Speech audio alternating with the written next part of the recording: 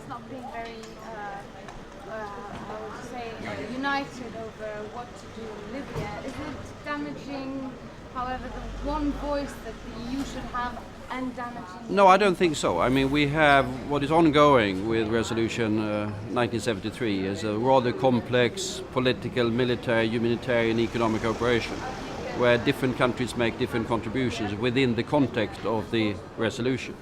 Add to that the European Union is, of course, very much engaged in the more long-term effort concerning democracy and stability in the wider region. That will also come into force in Libya, hopefully sooner rather than later, but we don't know that at the moment. Can it be successful without 100% backing, for example, from Germany, from Turkey, from other countries who are rather skeptical? Well, I think they are supporting the operations, but they are not participating in the operations. It's not necessary that everyone participates in every single aspect of the operations. I think there's a unity when it comes to the political aim and the political purpose. And then the different countries are making their contributions according to the overall plan and their respective possibilities to contribute. I mean, there might be countries that have better abilities in certain respects and others in other respects. Isn't it damaging NATO in a way as a military union?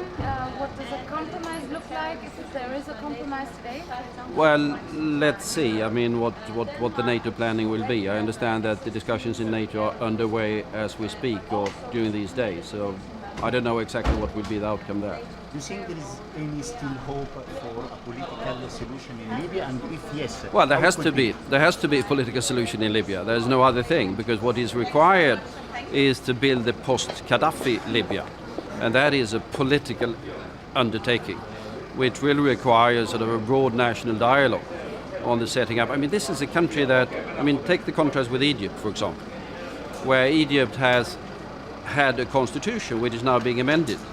And I'm very happy with the fact that there were millions and millions and millions of Egyptians voting yesterday. Libya doesn't even have a constitution. Not even a constitution. Everything, there's not been any state structures. Everything will have to be built from the ground up. The United Nations resolution was talking about non-fly zone and saving the civilian. But it looked like the operation the coalition is doing is to step down Gaddafi. Do you find that it's not right with the resolution of the United Nations? Well, what the military part of the operation, and there are economic, humanitarian, political parts of the operation as well, but the military part of the operation now has de facto, I think, taken out his air power, but I think it's also important that it does contain the possibility of taking out his ground power as well, the tanks and the artillery, in order to protect the civilians. That is what it aims to do.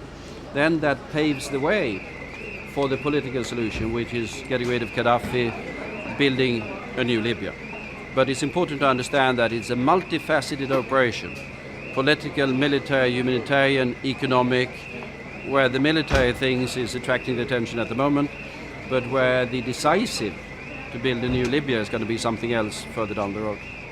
Okay. Thank you. Thanks. Thank you very much.